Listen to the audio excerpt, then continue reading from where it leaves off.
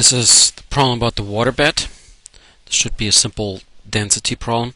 And it says waterbed has dimensions of 1.38 meters times 2.13 meters times 0.229 meters.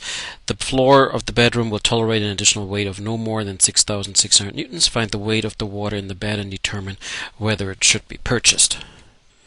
So let's see what's given here. The dimensions of the waterbed are given, and therefore also the dimensions of the water put into this kind of squarish volume.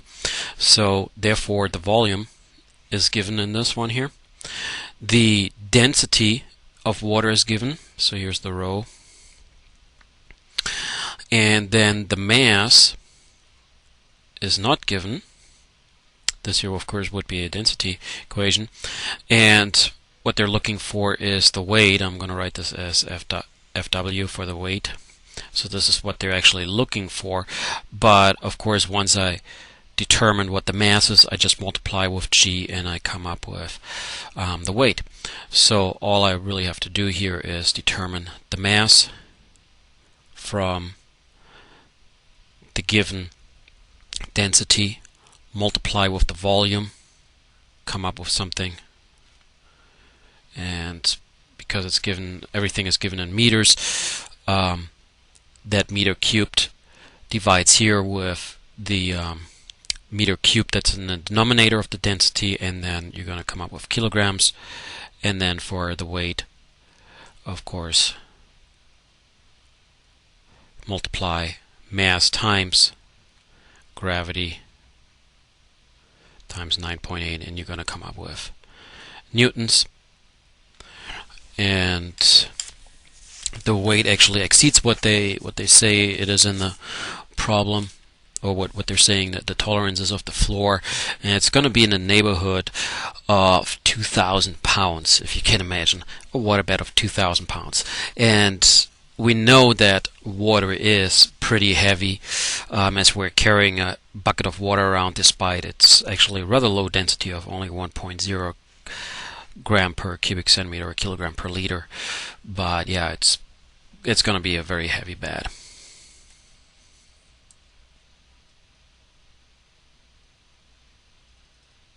This problem is about the Barosaurus, and it says some researchers believe that the dinosaur Barosaurus held its head erect on a long neck, much as a giraffe does. If so, fossil remains indicate that its heart would have been about 12 meters below its brain. That's about 40 feet below its brain. Assume that the blood has the density of water and calculate the amount by which the blood pressure in the heart would have exceeded that in the brain. Size estimates for the single heart needed to withstand such a pressure range up to 2 tons. Alternatively, Barosaurus may have had a number of smaller hearts. There are a few notes that I have. I don't like the second word in this paragraph. It says some researchers. That's too general of a word for me. Astronomers, physicists, biologists, chemists, they're all researchers. I could be, even though I'm a teacher, I could still be almost considered a researcher, but definitely I have no idea about Barosaurus, and therefore to include me in this general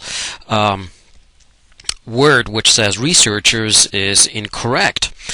I mind these things where in the newspaper it says scientists say this or scientists say that, and I'm like thinking, well, I'm a scientist and I have no idea what they're talking about. Let's be more concrete here. So I want to say that the second word here should read some paleontologists believe that the dinosaur, Barosaurus, and so on, and more specifically paleontologists who are actually working on dinosaurs, because there are others as well. So anyway, I just want to point out that's my opinion, that we should be more concrete when we use the word scientist or researcher and actually say who they are.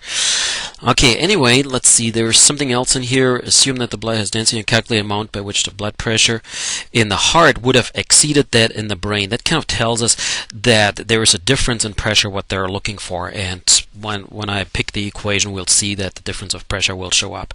And then the next sentence says size estimates for a single heart needed to withstand such a pressure range up to 2 tons. I had to read the sentence several times in order to figure out how the English works in here, and I finally figured out that they mean the heart could have a mass of up to 2 tons, so 1,000 kilograms. Was it 2,000 kilograms, 4,000 pounds, depending on if you use the metric or the American ton. But a huge heart, and then they say here Barosaurus may have had a number of smaller hearts alternatively.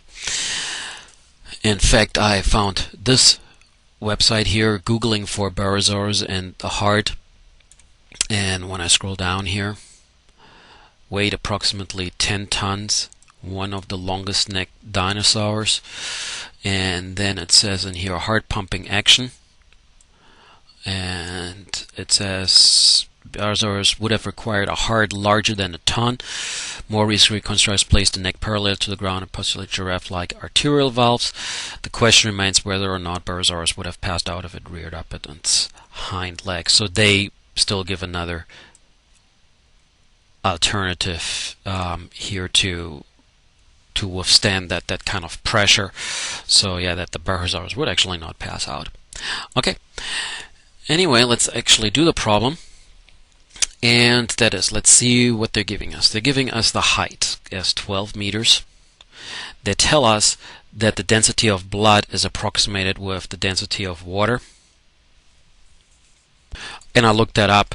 It's the density of blood is 1.025 grams per cubic centimeter, and so we can safely approximate it with the density of water of 1.00 grams per cubic centimeter.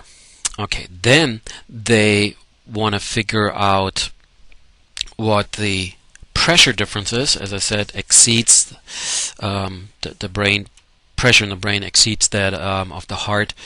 So I'm going to write here delta P. That's what they want us to figure out. And then I go into the chapter and I see that there indeed is an equation like that. P2 equals P1 plus density times gravity times height, acceleration due to gravity. And therefore when I subtract this one here, this here being the brain, and this one here being the heart, they don't say what the absolute pressure is, they just ask for the pressure difference. So delta P equals the density of water approximated for blood times the acceleration due to gravity times 12 meters, and the units, as we're in standard units, we're going to come up with pascals. And you may have seen in a book, I believe it's probably somewhere in this chapter here, where it says that for every 10 meters it's 1 atmospheric pressure for every 10 meters of water, and so it has an additional little bit more than 1 atmospheric pressure. Should be the answer, or so a little bit more than 100,000 pascals.